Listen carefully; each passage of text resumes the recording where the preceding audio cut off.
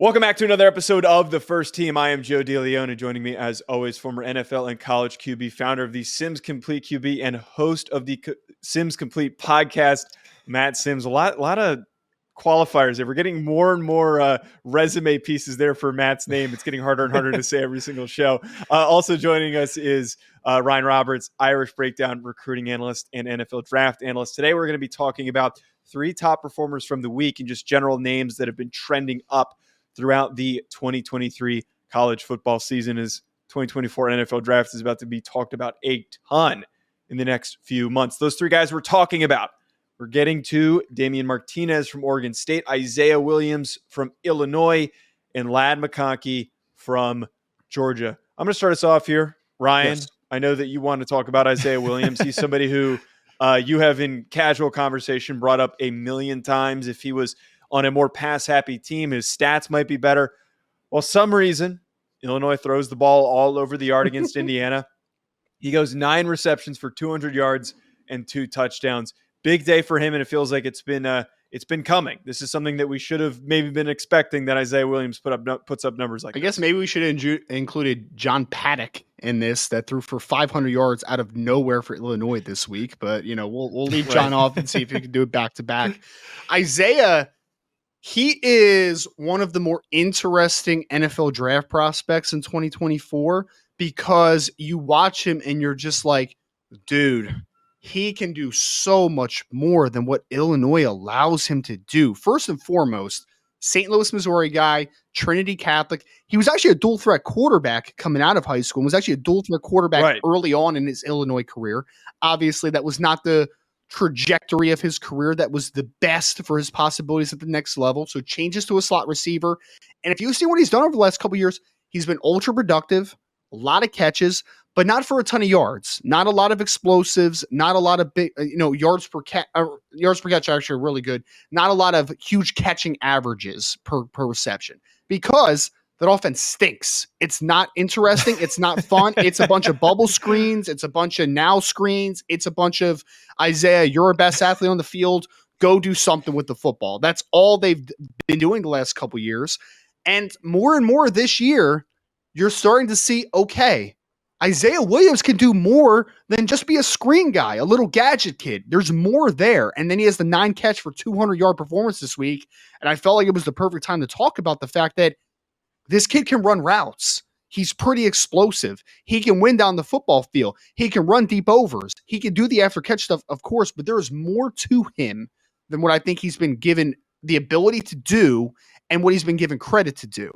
He is my pick right now for the guy that I think goes a lot earlier in the NFL draft in 2024 than people realize, because this is a player that this is the style that the NFL is moving towards now, right? The guys that can create, maneuver, create space, and then take advantage of it. And the after catch stuff is fantastic with Isaiah Williams. The gadget stuff is fantastic with Isaiah Williams. Get the football in his hands, let him work. And I think we're just seeing now Illinois this past week was able to do some things with Isaiah Williams that they should have been trying to do the last couple years.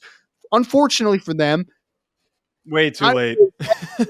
Most likely. But fortunately for Isaiah is now the NFL scouts are seeing it on film that, like, hey, he can do more than just catch a now screen and make a guy miss in space and create an explosive. He can run routes. He can maneuver down the field. Just a really talented wide receiver overall, Isaiah Williams. And yeah, you're right. He displayed that versatility that we've seen really first and foremost with his career in that slot position, doing all of those little gadget plays like you mentioned. But you're right, this Indiana game, it got to the ability to where you saw him in those one-on-one situations on the outside. And he is the perfect type of guy with his change of direction, start and go ability. Double moves are always a possibility. The quick game concepts where there's a slant, out route, the now routes at the line of scrimmage on obvious run plays where the quarterback could just flick it out there really quickly and get him the ball in space.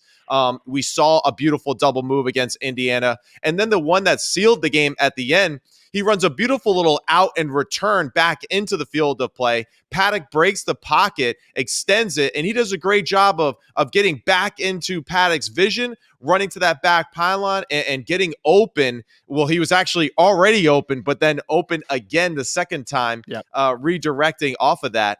And I think that's what really jumps off to me. His change of direction, his ability to make people miss in the open field and kind of weave through traffic, and also, too, that he's had that experience in the special teams. Even though he did muff a punt in this game, he does have the ability to be a good punt returner and kick returner for the NFL level, and potentially maybe even a gunner with his speed and quickness. So this is a guy that I think has multiple assets to an NFL roster for him in his future. I think he's a quarterback's best friend too, Matt. I think you said something that's very important. He makes himself available, right? Off of scramble drills, off of those busted plays. Like, he's able to make himself available and create those bonus plays, those hidden yardage, if you will, the after catch ability. The one cool thing, Joe, I mean, you might be too young for this, I guess, because you're like 22 or whatever the heck you are. All right, relax. I wonder if this Isaiah Williams has met the original Isaiah Juice Williams at Illinois, which I know Matt probably remembers, the quarterback who's he won a Rose Bowl. Joe won a Rose Bowl at Illinois, sir. I know. Juice Williams is. No, you don't. I don't believe you. Screw you. I am old enough to remember, and I don't know why these. There's two guys that popped in my head. Both played for the same school. Where Lynn Bowden, when he was used at Kentucky, was basically they didn't have a quarterback and they were just using him as a wildcat quarterback. Physically does not line up with the size profile of Isaiah Williams. But I don't know about you guys, but physically I kind of get those same vibes of Wan'Dale Robinson, who a little more compact in that 5'10", 190 range, just very quick feet, very shifty. And then if we remember from that, I want to say it was the 2022 or 2021 NFL draft, he was a name that was discussed and thrown out there a ton, but wasn't in that upper echelon of the receivers selected in that class. Sure. And then he ends up going early on in the second round because you see all those added bonuses, the yards after catch, being utilized as a gadget player. That's a jargon term that's thrown out there a ton. Mm-hmm. But when you've got a small, shifty guy in your receiving core, it's a weapon. And if you know how to use them effectively, and then you summed it up perfectly, Matt, kick return ability is very promising. As long as he doesn't muff kicks like he did in this game, he's going to provide that juice. He's going to provide that extra electricity that you need for a game where he can pick up 20 yards on a kick return and have a really big reception off of a short route or something along those lines. Can I add another name of a comp potentially for Isaiah Williams? Okay. You mentioned Ryan with the comp. You mentioned Lynn Bowden, who played at Kentucky and did a lot of that gadget stuff. He basically became a wildcat quarterback. Once upon a time, Joe, there was another Kentucky wide receiver that started that trend. They used to call it the Wild Cobb, and his name was Randall Cobb. All right. So I'm just saying, man, the ability of these guys that have a quarterback backgrounds, I think they understand, one, where soft spots in zone are, where to settle down, how to make yourself available for quarterbacks, because they know what wide receivers can do that would have appeased them as quarterbacks, right? And I think that they're better athletes than maybe they've been portrayed. And I remember when Randall Cobb went to the Combine, people were like, he played wildcat quarterback and some wide receiver, like, what is he? And then he ran 4.46, and you're like, oh, he's just a really good athlete that had to play a different position because that was what was necessary for him on that football team. So little Randall Cobb in Isaiah Williams' game. Not necessarily saying he's going to become the player that Randall Cobb was on the NFL level, but I wouldn't be shocked if he does. Like, he's that brand of football player in my mind. Yeah, and really, you said it correctly, Ryan. We haven't seen the ceiling yet for this young man because he's just not asked to do much in this offense. The offense, for whatever reason, did seem like it's starting to kind of open up the past 2 weeks, but still just not enough route running being asked of Isaiah Williams consistently. Yep. But from the little bit that we have seen, it does give you hope that this guy definitely has more than what's being demanded of him right now. Absolutely. Make sure you check out BetOnline for all of your sports betting needs. For anything that I do betting related, I go on over to betonline.ag and I use promo code BELIEVE50. BetOnline has all of the latest updated odds for the NFL and college football seasons. Anything you need, whether it's futures, live in-game betting. No matter what, your football betting needs are met at Bet Online. And again, make sure you use that promo code BELIEVE50, BLEAV 50 to get a 50% welcome bonus on your first deposit. Bet Online, where the game starts. Very good points. Let's go to another receiver here who is a quarterback's best friend, that being Ladd McConkey for Georgia. Now, this past weekend wasn't his best performance of the year statistically, but one could argue had Georgia not called off the dogs a little bit in terms of throwing the ball, they ran all over Ole Miss in that second half. They weren't really trying to air the ball out as much as they were in the first half. He still finishes with 4 receptions for 81 yards in a touchdown. But I think McConkey, I wanted to bring him up at some point. He's going to be a name that's discussed in this 2024 NFL draft process because of his impact. He is very mischaracterized his play style. My God, I saw somebody try to compare him to Cooper Kupp, and I almost had it, and Ryan sent it to me. I almost had an aneurysm reading that because these guys are not built the same way. One guy ran 4.6, one guy 6.2. One guy is going to run in the 4.3s, high 4.3s, low 4.4s, and is closer to that 6 foot, 5'11", 185, and we're comparing him to Cooper Kupp, right? Yeah. He can move. Matt, I want to go to you first on this one. Talking about Ladd McConkey, his impact continues to grow for this Georgia team. What have you seen from him?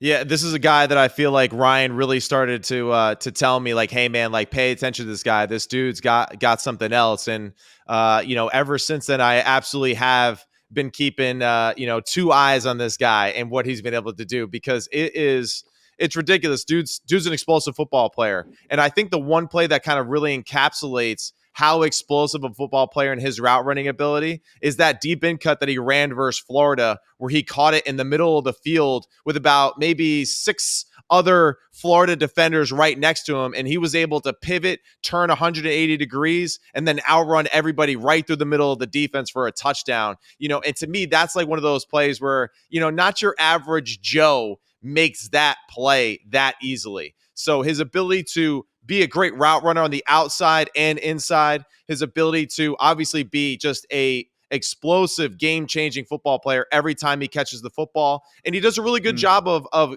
catching footballs that are contested. Yep. And I think that's the most important thing for someone of his size, is that you always get concerned if someone's a little bit under like the typical, wide receiver size, like, do they win contested footballs consistently? This guy absolutely does that. And with his game-changing speed, he's going to be a really interesting prospect that I think rises very quickly on draft boards for certain teams. Joe, I just realized, Joe, was that you had said that I picked all 3 on this list, and that was actually not true. I picked McConkey. Yes. I picked McConkey because I wanted to talk about him. I think that I've said this before. The list is guys that statistically did well, but as evaluators on this podcast, we can agree that does not always have to be the statistical dominance. It could be guys that just have a really important presence for their team wins. And I think that against Tennessee this week, he could have another big game. And that was so New Jersey of you too, by the way, because I wanted to talk about him. All right? You know what? I'm coming back. My pilgrimage to the homeland is this weekend, so it's starting to come out of me, man. The New Jersey isms, the Italianisms are starting to come out of me. Maybe I'll see Stay Ryan. in North Jersey, dude. Just stay up there, all right? Don't come down here. You're from Philly, okay? You're from New York. Who cares? All right, I'll claim Philly. It's North fine. Jersey's a real part of New Jersey. South Jersey's just Philly. All right, boys. Go ahead. Pit stain of the U.S. Let's keep moving here. Ladd McConkey. Go ahead. Ladd McConkey, who Laddie. I think you said it perfectly, Joe, to open up with. There is going to be so many terrible comps and so many terrible descriptions of Ladd McConkey. And let's call it why. Let's say why, right? Let's be honest. He's a little white receiver who is a former walk-on. So people look at him and say, must be a crafty slot receiver. That's Wes Welker, baby. That's who that guy is. And then when he goes to Indianapolis and he runs 4.38 or 4.42, people are going to be like, oh, that's different, because you watch him play, and guys, he's not your just underneath separator, right? Your option route guy, your pivot route guy. He is a legitimate vertical separator after catch kid who can run for days, and he's incredible. He's got the craftiness to him, which is where those false assumptions come from. but my guy can run. My guy can get in and out of breaks. My guy is explosive. He's a really talented athlete. How this kid, I know he's a Georgia kid, so maybe he just wanted to go to Georgia. I haven't actually looked at his recruiting background, so I don't know how many offers he had. I think it was probably like a 3-star, but he wanted to go to Georgia. I mean, either way, he earned his scholarship offer, and now he's one of the best wide receivers in college football. And now he has a chance to win 3 straight national championships before he goes off into the sunrise of being a probably top 2-round NFL draft pick come April. I mean, he's that type of dude. People are going to love him because he has a very good background as far as being a very well-spoken and good young man. He has the on-field schools, and he's going to go to the combine, and he's going to blow the place up, and people are going to be shocked by this little white receiver that ran 4.3. That's what's going to happen in the new year when he goes off to the combine, and then he gets drafted in April. Kid's just a really good football player, man. Throw the assumptions out. Throw the bad comps out. This kid is an explosive, electric athlete who can do a lot of things on the football field. We saw the double move, which was obviously the big highlight of the day. But my guy can separate vertically. He can win underneath. He can create after the catch. Just a really good football player, man. And when he's healthy and Brock Bowers are both healthy, good luck, right? Like, good luck. Good luck stopping that passing attack because they can do so many different things at a very high level. His offers, very surprising as a 3-star. His only offers were really Army, Bucknell, Furman, Georgia Southern, Kennesaw State, Kent State, Mercer. He got a Vanderbilt offer, and then William and Mary. He had taken visits to Clemson and Tennessee, but did not get offers, which is really hilarious knowing right now that Tennessee is kind of a little thin in terms of receiver depth, and Clemson really doesn't have any receivers, and I would argue that he'd be very impactful for both these offenses. Very big miss. Can I tell you the craziest stat I just saw? As a senior, Ladd McConkey had 3,051 all-purpose yards. He had 124 catches for 1,771 yards, 20 touchdowns. And he had 924 rushing yards and 10 touchdowns on the ground. He was also a kick and punt returner for the team. Oh my God. I don't know how you missed that one. He played high school football in Georgia? Yeah, he was Chatsworth. Chatsworth. So he went to North Murray, which I think is a little bit of a smaller school out in Georgia, but he is a Georgia kid. He is. Well, that's kind of crazy too, because typically, you hear those kind of stats and they're playing maybe a little bit of a lower brand of football or in an area of the country that we don't value very high. But, we know how talented the state of Georgia is with athletes. And I don't care what level you're playing at, to do stuff like that, you clearly are a talented football player. But it's cool. This is why football is fun. This is why, you can label, you can compartmentalize, you can put people in categories as much as you possibly can. But, when all is even and fair on the field of battle and you're given an opportunity to perform, most often guys like Ladd McConkey, come out and you say all of a sudden like, wow, this guy's an overnight sensation. He's not. He's worked really hard at it. He's earned it. And that's something, too, that I think that NFL scouts will value very highly, too, is a guy that has proven himself when it was clearly doubted in his career. And to be the best receiver on a 3-time national champion, potentially 3-time national champion, that's something to be said. And he is not to be confused with, Joe, Mr. Phil McConkey, who played with Mr. Phil Simms in the New York Giants. That's right. He is not related. I did some research. They are not related. Not related. You would have already heard all of those stories already if that were true, too. Oh, yes. Yeah. It would have been overtures for Ladd McConkey in the full episode. But moving on to our next guy and our last guy, Damien Martinez, a running back from Oregon State. 15 carries, 146 yards, 4 touchdowns against Stanford. And I think that Damien Martinez is such an interesting player because he plays for a program that's really good this year and has been good over the last 2 seasons under Jonathan Smith, but for whatever reason just doesn't get a ton of love. Martinez at a conference that's got all these superstars and frankly has a lot of really good running backs in the conference too. Yeah. He's just never been brought up in that national equation for whatever reason, but here he is doing what he does every single week where he goes for $150 and multiple touchdowns. He is just that type of guy. Matt, I want to come to you again on this one first. Martinez, big bruising back. What do you see from him? You're right. Big bruising back, but at the same time has the ability to hit runs consistently.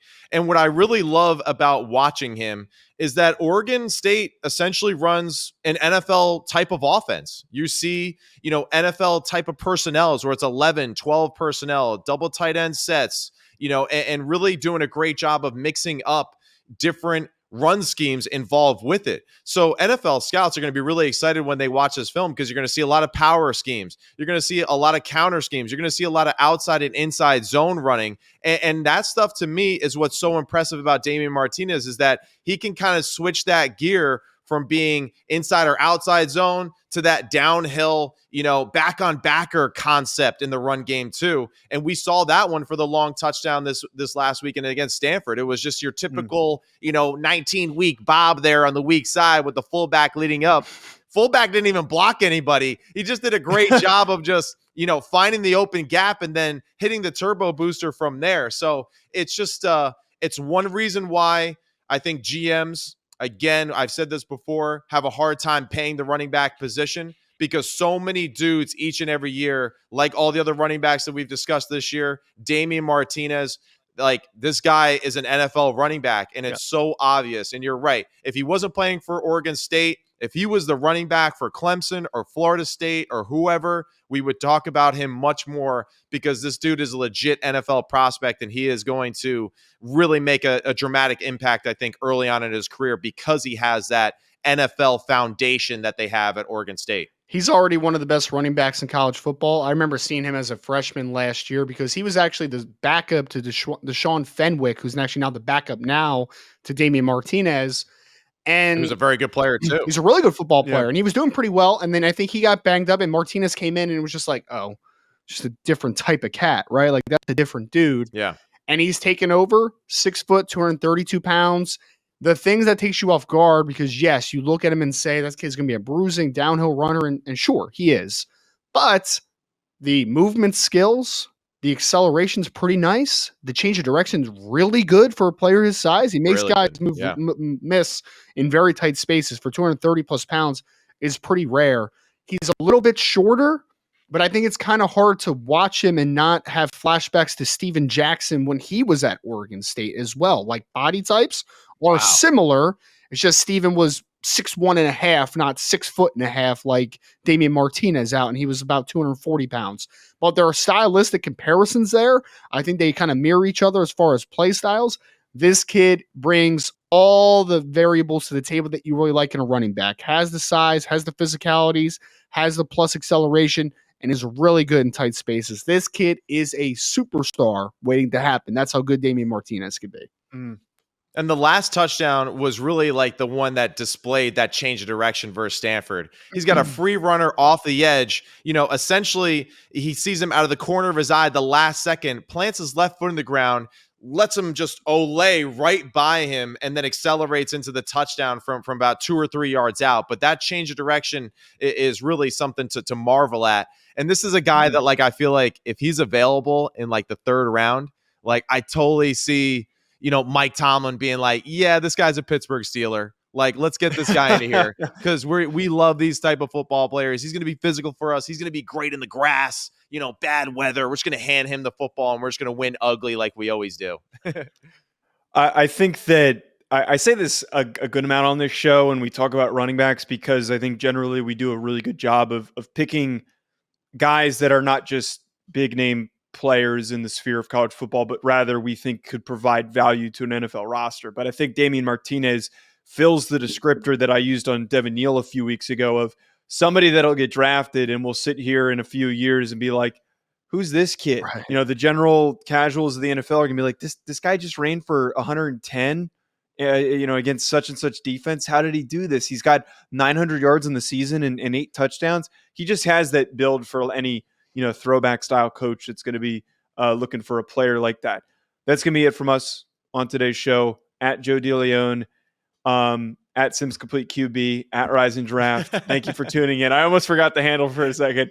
We'll be back with more. Make sure you're subscribed. You don't miss out on our coverage for the rest of the season and heading into the 2024 NFL Draft. For the rest of your week, folks,